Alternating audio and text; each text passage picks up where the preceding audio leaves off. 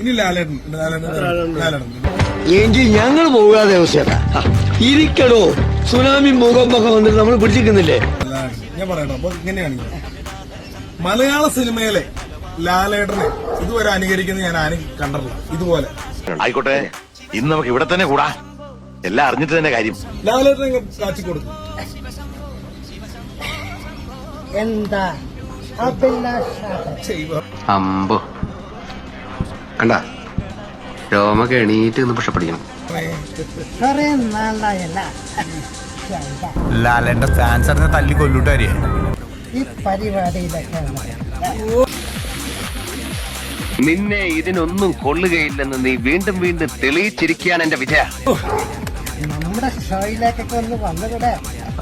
Common sense സീരിയലാത്തോണ്ട് എവിടെ പോയാലും ഇവൻ നോൺസെൻസ് മാത്രമേ സംസാരിക്കൂ. അയ്യോ ബിഗ് ബോസ് സാറ് നമസ്കാരം സാർ. ബിഗ് ബോസിൽ വന്നതിന്റെ വലിയൊരു ആഗ്രഹമാണ് സാർ. ഈ പ്രാവശ്യവും കണ്ടില്ല.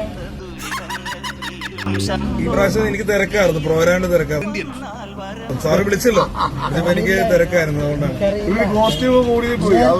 തൊണ്ട വെള്ളം കുടിക്കണം. ഈ പട്ടിയുടെ മോന്ത കണ്ടിട്ട് പോയാൽ മതി. വെള്ളം കുടിക്കണം. വെള്ളം കുടിക്കണം. ഇത് കണ്ടിട്ട് കുടിച്ചാൽ മതി. ഇവൻ ആരും അറിയണ്ടേ? എന്റെ ഷോയെ കഴിഞ്ഞിട്ടുണ്ട്.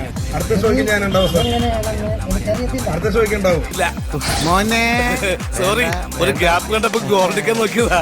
ഇവിടെ കിടന്ന് അലമ്പുണ്ടാക്കരുത്. ഞാൻ അലമ്പുണ്ടാക്കണ എന്റെ അവസാനത്തെ ആഗ്രഹം ഇത്. ബാക്കിയുണ്ടെങ്കിൽ ഭാഗ്യമുണ്ട്. സാറിന്റെ നാവ് പൊന്നാവട്ടെ സാർ. കാണാം. എനിക്ക് ലാലൻ സാറിന് എനിക്ക് ഭയങ്കര ഇഷ്ടമാണ്. ഇതുവരെ അനുകരിക്കുന്ന ഞാൻ ആരും കണ്ടിട്ടില്ല. ഇതുപോലെ ഇപ്പൊ കറക്റ്റ്. അല്ലെങ്കിൽ പിള്ളേച്ചൻ നുണ പറയുന്നതായിരിക്കും.